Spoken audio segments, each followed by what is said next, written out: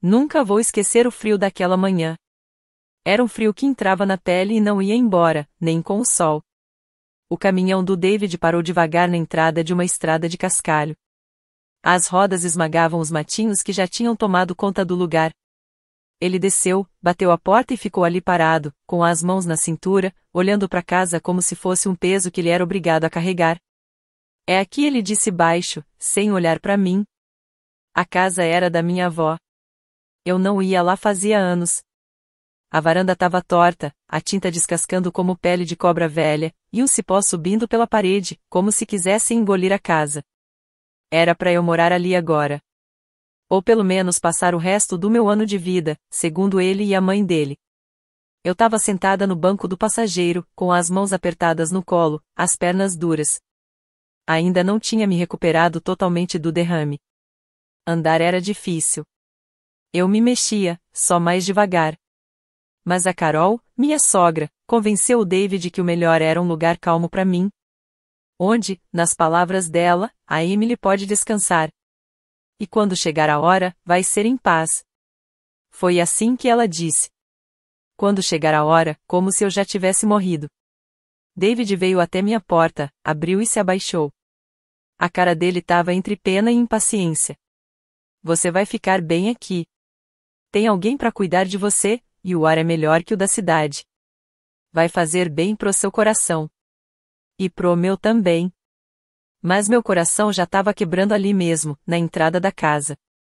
Olhei para a mulher encostada na varanda. Devia ter uns 50 e poucos anos, meio acima do peso, com uma camisa manchada de algo que eu nem quis imaginar. O cabelo ralo, o olhar perdido, mesmo com o sol. Ela me deu um tchauzinho sem vontade, acendeu um cigarro e virou de costas. Essa é a Janete, David falou. Ela vai cuidar de você. Eu vou pagar ela todo mês. Com meu dinheiro da herança, pensei, mas não falei nada. Ele tirou a cadeira de rodas do caminhão, colocou no chão e olhou para mim.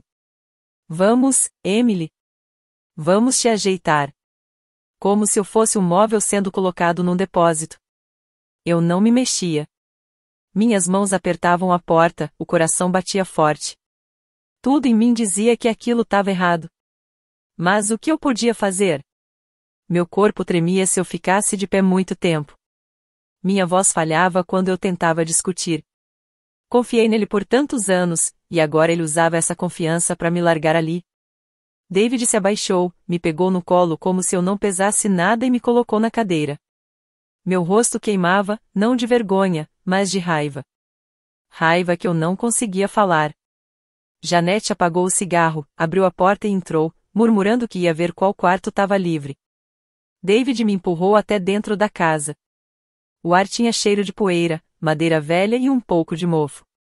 As paredes estavam peladas, só com os ganchos onde deviam ter quadros antigamente. Eu vou vir aqui a cada 2 semanas, ele disse, entrando com minhas malas. A Janete cuida do dia a dia. Você não vai precisar se preocupar com nada. Nada? Como se eu não pensasse. Como se eu não sentisse. Quando ele saiu, fui até a janela com a cadeira.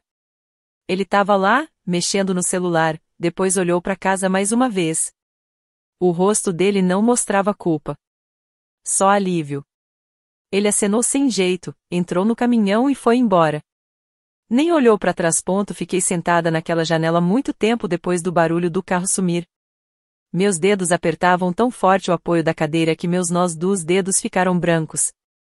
Pela primeira vez em anos, senti algo forte atravessar o vazio que eu carregava. Raiva. Viva, quente. E por baixo dela, algo mais acordou. Algo que eu não sentia desde antes do derrame, força. Antes, eu achava que tinha escolhido o homem certo. Aquele que não ia me machucar, que não ia gastar todo o nosso dinheiro em bobagens ou sumir numa crise de meia-idade. O David era calmo quando a gente se conheceu. Falava baixo, prestava atenção em mim, abria portas, lembrava como eu gostava do café. Eu tinha 25 anos, trabalhava como assistente de um CEO numa empresa de logística. Vivia de ambição e cafeína, sonhando em abrir meu próprio negócio. Ele vendia seguros. Estável. Normal. Achei que era isso que eu precisava. Nosso casamento foi simples, só com flores do campo e cadeiras dobráveis no quintal da Carol. Ela chorou me abraçando e disse: "Agora você é minha filha." E eu acreditei. Acreditei em tudo naquela época. Nos primeiros anos, até que foi bom. O David trazia comida quando eu trabalhava até tarde. Fazia massagem nos meus ombros quando eu ficava horas no notebook. Mas a Carol nunca gostou muito. Sempre que eu falava dos meus projetos, ela suspirava e dizia: "Você não quer se cansar antes dos filhos, querida." Ela gostava das coisas do jeito dela. Jantar feito em casa às 6, almoço de domingo depois da igreja, e o filho dela sempre disponível. Quando consegui fechar um contrato grande no trabalho e falei sobre tentar uma promoção, o sorriso da Carol congelou. Naquela noite, o David disse: "Talvez você devesse desacelerar um pouco. A mamãe tá preocupada com você." Eu dei risada, mas doeu. Os anos foram passando. Meus sonhos ficaram quietos no fundo, e a vida dele continuou igual. Até que chegou a carta. Veio da Alemanha. Um envelope branco, limpo, com meu nome escrito à mão. Dentro, a notícia: minha avó tinha morrido e deixado para mim parte da herança. Uma boa quantia de dinheiro e uma casa antiga que ela já tinha comentado, mas eu nunca tinha visto. Sentei na cozinha com a carta na mão, tremendo. "Dab, tá tudo bem?" David perguntou, jogando as chaves na tigela. Eu, herdei uma coisa, sussurrei. Quando ele leu, os olhos dele brilharam de um jeito que eu não via fazia anos.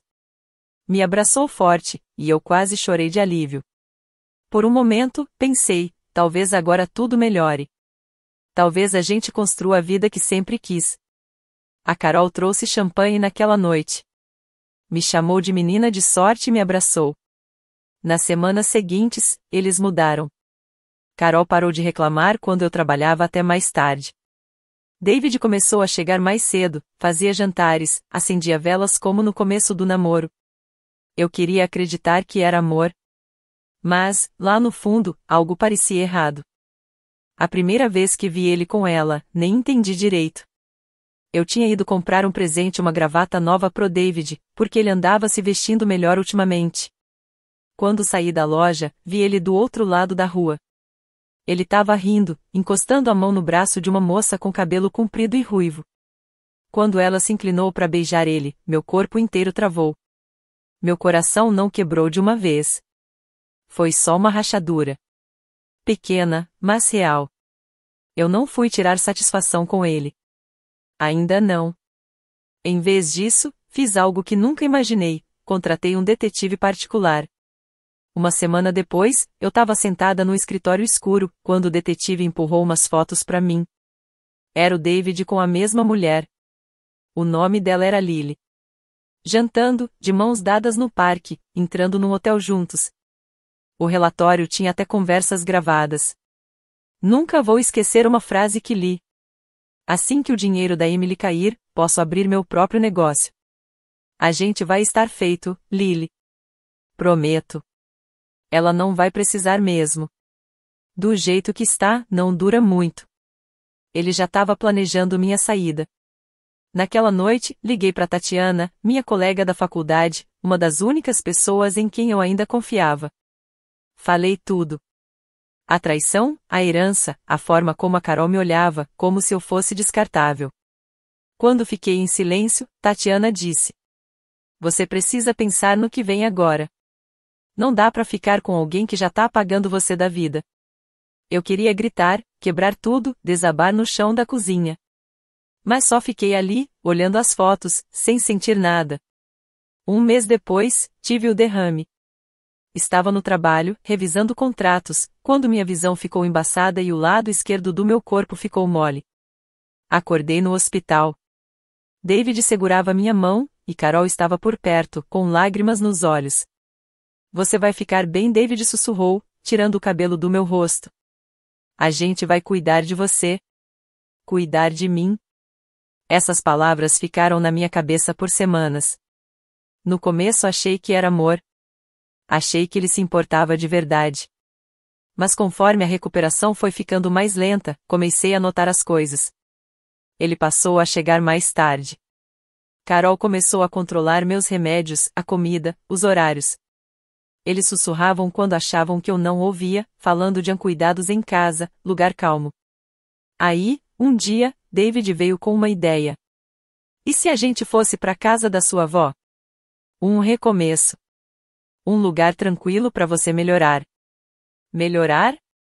Não era isso que ele queria dizer. Ele estava me preparando para sumir. No dia em que fomos até lá, eu não chorei. Já não tinha mais lágrimas. Mas sentada naquele caminhão, vendo ele tirar minhas malas, fiz uma promessa silenciosa. Você pode ter me descartado, David. Mas eu ainda não acabei. Quando o caminhão dele sumiu estrada de terra adentro, o silêncio tomou conta de tudo.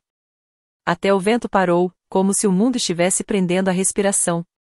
Fiquei ali, na cadeira de rodas, olhando para a porta da frente, que a Janete deixou aberta, rangendo nas dobradiças enferrujadas. A casa estava mais fria do que eu lembrava dos verões da infância. Um lugar vazio, com a poeira dançando no feixe de luz que entrava pela janela. O cheiro da casa era de mofo e algo azedo, tipo geladeira desligada há muito tempo. Era aqui que eles achavam que eu ia desaparecer devagar, onde eu devia passar o resto das minhas forças esperando por um fim que eu nunca pedi. A Janete saiu de um dos quartos dos fundos, coçando o pescoço. Quarto arrumado, falou sem emoção. Os lençóis estão limpos o suficiente. Banheiro no fim do corredor. Não espere que eu venha todo dia. Passo aqui quando der. Ela nem olhou direito para mim. Já estava de saco cheio. Eu queria gritar com ela. Queria dizer que eu não estava morrendo, que eu não era fraca, que não precisava disso. Mas as palavras ficaram presas na minha garganta. Raiva, e algo mais pesado ainda, traição. Ela pegou o casaco e saiu, murmurando que depois ia comprar comida. A porta da frente bateu atrás dela, me deixando sozinha naquela casa que eu nunca escolhi. Fiquei parada ali, imóvel, olhando para as minhas mãos apertadas no braço da cadeira. Elas tremiam, mas dessa vez não de fraqueza, e sim de fúria. Soltei uma risada baixa, amarga. Porque, de repente, tudo parecia ridículo. Meu marido. Minha sogra. Essa cuidadora que nem se importava. Nenhum deles me enxergava mais. Eles viam só um peso, uma conta bancária, um problema que queriam esconder. Foi ali que decidi, eu não ia mais ser o problema deles. Me levantei. Devagar, com cuidado, mas me levantei. Minhas pernas estavam duras, fracas do tempo parada, mas me aguentaram. Dei um passo trêmulo. Depois outro. Até ficar em pé no meio da sala, respirando fundo, o coração batendo forte. A verdade? Eu estava melhorando há um tempo. A fisioterapia funcionou. A fraqueza diminuiu. Eu consegui andar pequenas distâncias sozinha. Mas nunca contei isso pro David ou pra Carol. Por quê? Porque eu precisava saber a verdade. Saber o que eles fariam achando que eu não podia reagir. E agora eu sabia, me abandonaram. Soltei outra risada. Mais alta. Me assustei comigo mesma. Parecia outra pessoa, alguém forte. Peguei o celular e liguei para a única pessoa em quem eu confiava, Tatiana. Minha voz saiu trêmula, mas firme. Alô? Do outro lado, ela soltou um suspiro assustado. Emily? Onde você tá? Te liguei, te mandei mensagem. O David disse que você?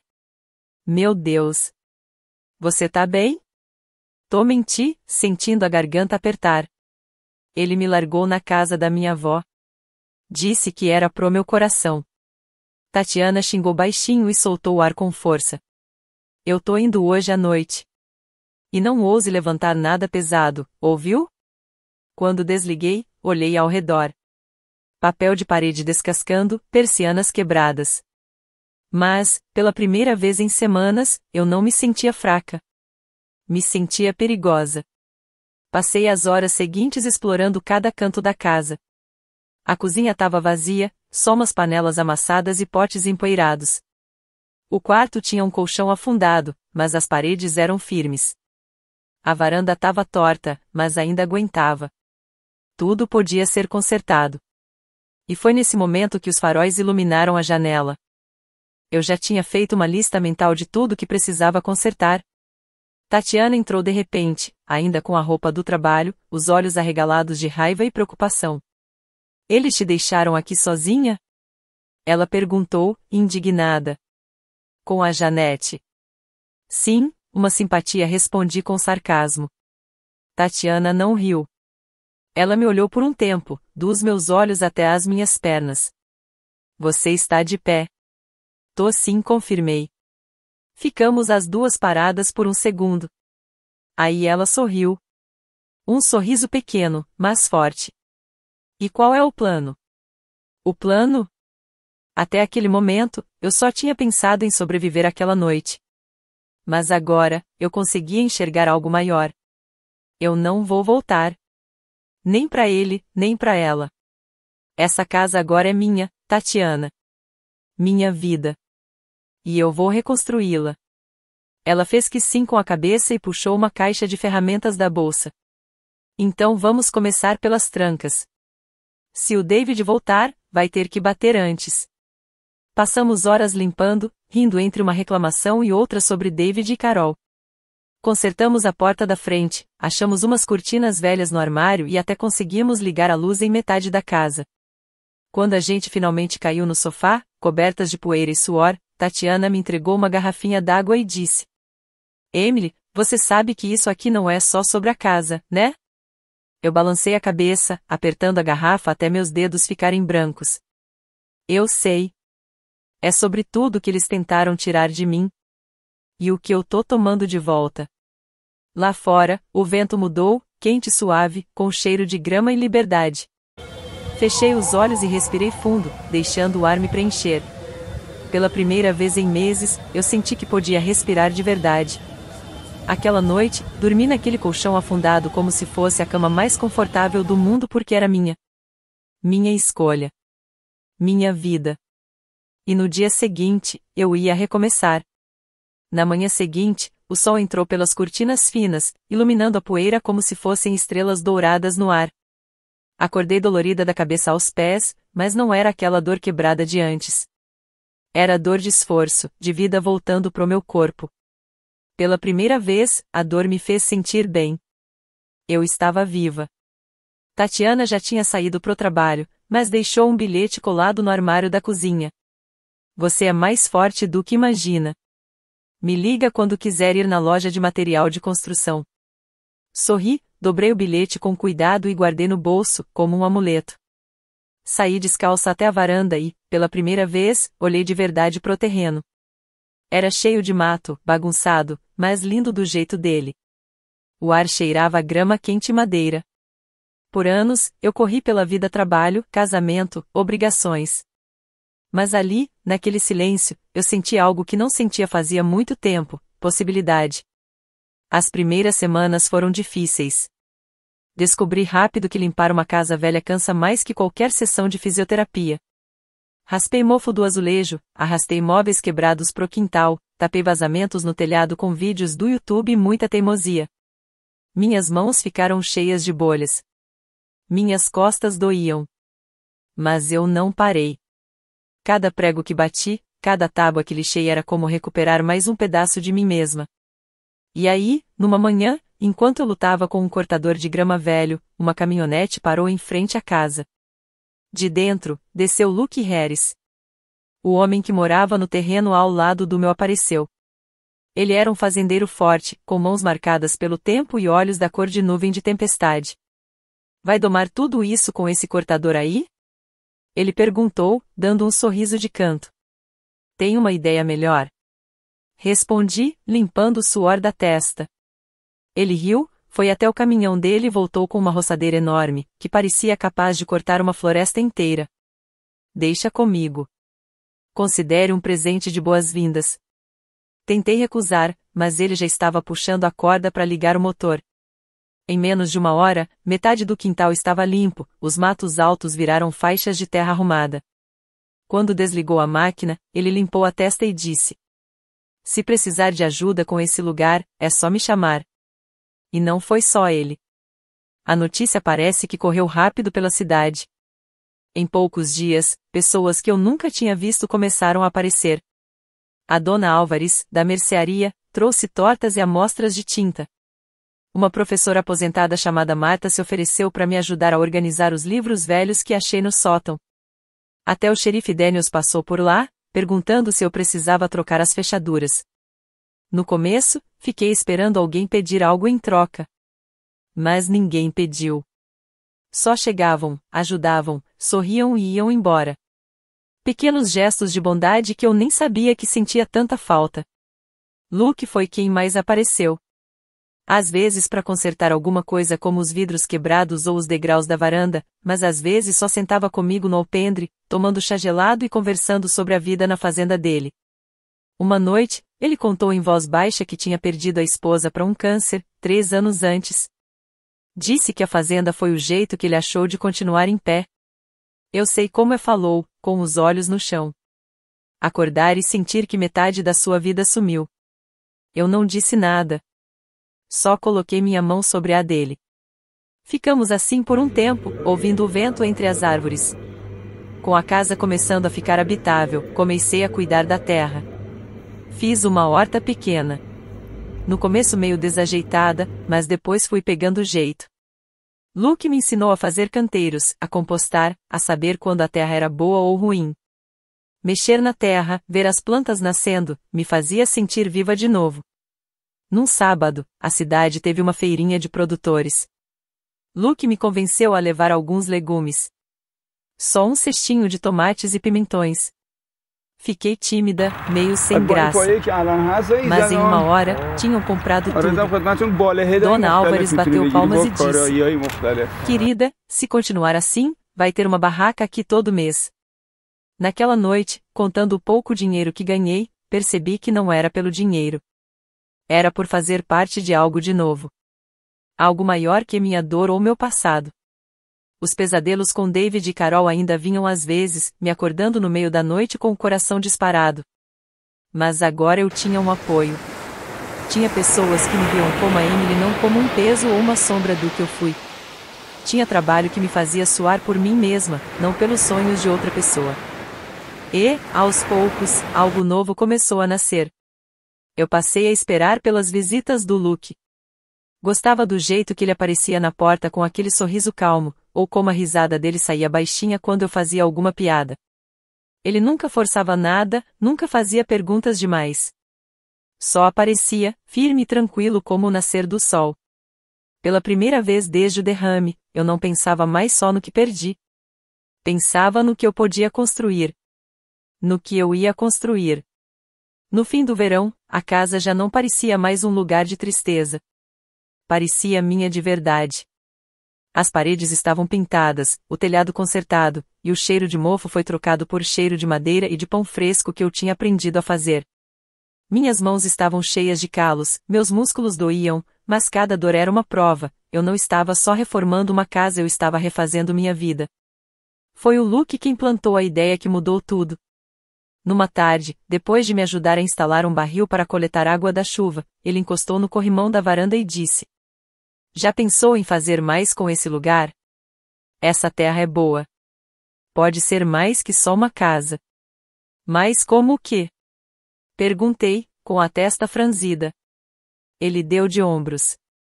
Você já tem uma horta. Os vizinhos compram tudo que você colhe. E se fizesse maior? Orgânico mesmo. Uma barraquinha de venda. O pessoal aqui gosta de comprar de quem é da cidade. No começo, eu ri. Eu era só uma mulher que tinha sido deixada para trás, aprendendo a andar com as próprias pernas de novo. Mas naquela noite, não consegui parar de pensar nisso. Eu tinha o dinheiro da herança. Dinheiro que o David tanto queria controlar. E se eu usasse para mim? Na manhã seguinte, liguei para um carpinteiro local para fazer mais canteiros, para uma loja de insumos para pedir terra e adubo, e até para o escritório da prefeitura para saber sobre permissões agrícolas. No fim da semana, meu jardim pequeno tinha virado fileiras de hortas bem organizadas e uma estufa simples, que o Luke me ajudou a montar com madeira reaproveitada e plástico transparente. Era um trabalho puxado, mas me dava algo que eu não sentia fazia anos: propósito.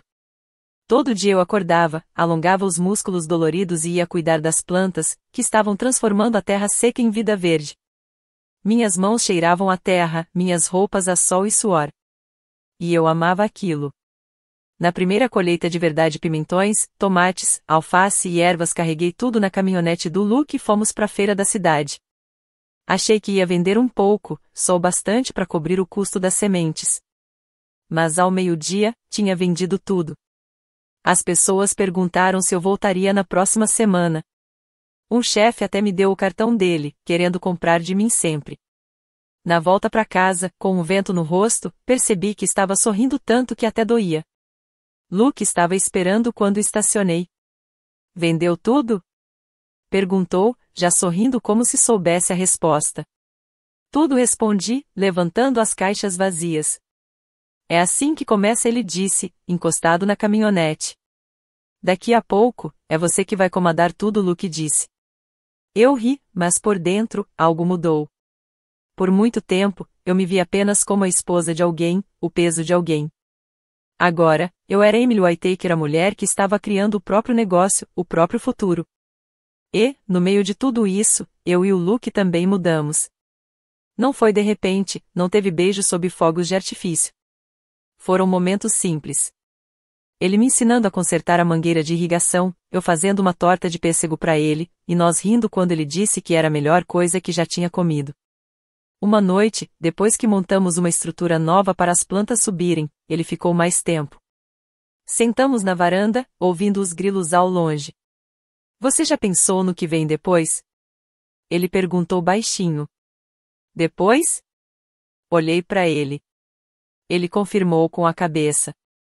Você passou por muita coisa, Emily, mas tá diferente agora. Mais forte. Tem planos além da barraquinha. Eu hesitei, depois sorri. Acho que só quero continuar construindo. Este lugar, minha vida, algo que seja meu. Luke me olhou por um tempo, depois pegou minha mão. Era áspera, quente, firme. Esse é um bom plano. Eu não puxei a mão. Pela primeira vez em anos, alguém me tocou não por obrigação, nem por pena, mas porque queria estar perto. Foi simples, natural, seguro. Depois disso, Luke virou mais do que um vizinho. Ele fazia parte da rotina, trazia terra, ajudava a consertar ferramentas, jantava comigo na cozinha. Sem pressa, sem pressão. Sempre presente, como o nascer do sol. No começo do outono, a gente tinha mais do que uma barraquinha. Tinha um nome, Whittaker Gardens, e até um logo que a Tatiana desenhou. Os pedidos chegavam mais rápido do que eu conseguia atender. Luke sugeriu contratar um adolescente da cidade para ajudar com a colheita. Quando entreguei o primeiro pagamento a um garoto que juntava dinheiro para a faculdade, quase chorei. Agora eu também estava ajudando alguém. Naquela noite, sentada na varanda, pensei na mulher que eu era um ano antes, fraca, com medo, sozinha. Depois, pensei em quem eu estava me tornando, independente, forte, feliz. Feliz. Essa palavra que eu não usava fazia tanto tempo. Olhei pro Luke, tomando chá gelado.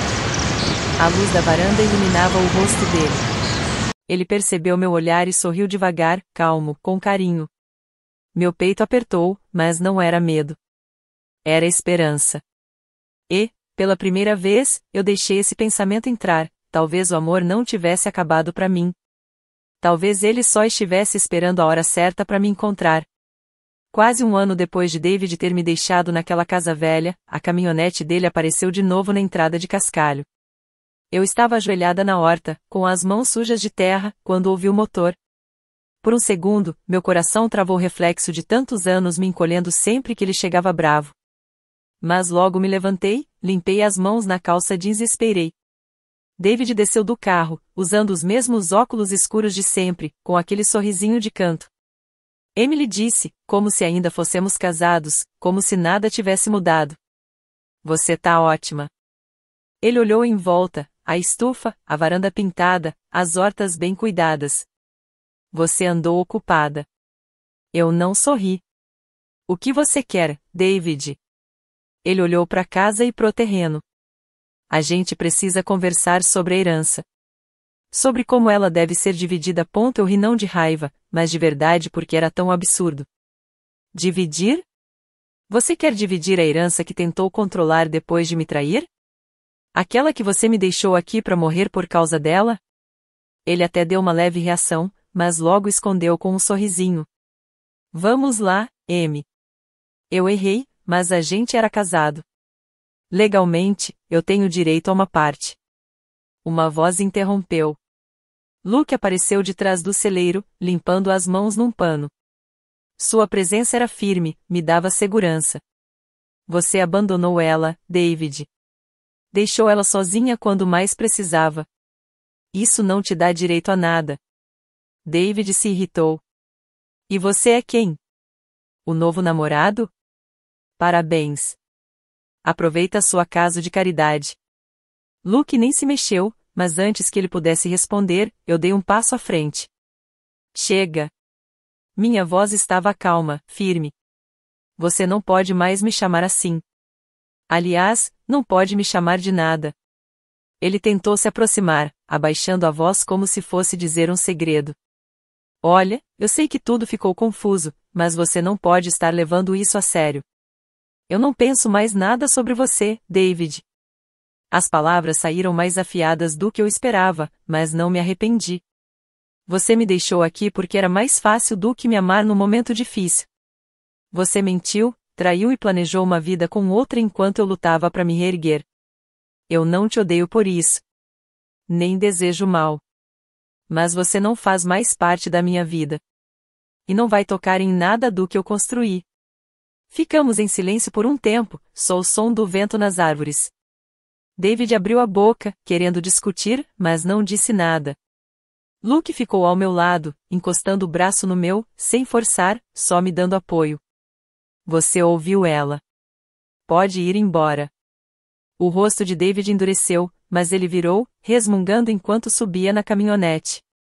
O motor roncou alto, a poeira subiu quando ele foi embora, ficando cada vez menor, até sumir na estrada. Igual à última vez, só que agora, eu não fiquei para trás. Eu fiquei firme. Soltei o ar devagar e percebi que minhas mãos tremiam não de medo, mas de alívio. Luke tocou meu ombro com delicadeza. Tá tudo bem? Eu balancei a cabeça. Tá melhor que bem. Olhei para ele, para casa, pro terreno ao redor. Eu tô livre. Ele sorriu de leve, tranquilo, como se entendesse o peso daquelas palavras. Vamos, disse baixinho. Ainda dá tempo de plantar as mudas antes do sol se pôr. Naquela noite, trabalhamos lado a lado, com as mãos na terra, dando risada entre os sons dos grilos e dos pássaros voltando pros ninhos. Quando terminamos, Luke se apoiou na pá e me olhou com o céu já escurecendo. Você chegou longe, Emily. Sorri, limpando a terra do rosto. E ainda não terminei. Depois do jantar, sentamos na varanda, tomando chá gelado enquanto o céu ficava rosa e dourado. Ficamos em silêncio por um bom tempo. Então Luke pegou minha mão e entrelaçou os dedos nos meus. Eu não puxei. Não foi um momento cheio de paixão ou explosão. Foi algo mais profundo. Calmo. Enraizado. Igual à vida que eu estava construindo. Um mês depois, o Whittaker Gardens fez seu primeiro dia comunitário. Famílias vieram, crianças corriam entre as hortas, vizinhos provavam geleias caseiras, e músicos da cidade tocavam sob a sombra dos carvalhos. Eu fiquei na entrada, cumprimentando as pessoas, até rir quando uma menininha puxou minha manga para mostrar a abóbora que ela mesma colheu. Touchana me encontrou no momento mais quieto e me abraçou forte. Olha para você, ela sussurrou. Olha o que você construiu. Olhei ao redor e vi as risadas, a música, o sol brilhando na estufa e o Luke ali perto da barraca de limonada, sorrindo só pra mim. Pela primeira vez, me senti completa. Não porque me vinguei ou provei algo pra alguém, mas porque escolhi a mim mesma. Escolhi me curar, em vez de guardar ódio. Escolhi criar raízes, em vez de fugir. Escolhi o amor, e não o medo. E quando o dia foi chegando ao fim, fiquei na beira do meu terreno, respirando fundo o cheiro da terra e do crescimento, e sussurrei para mim mesma, aqui é meu lar. Essa é a minha vida. E ela é linda.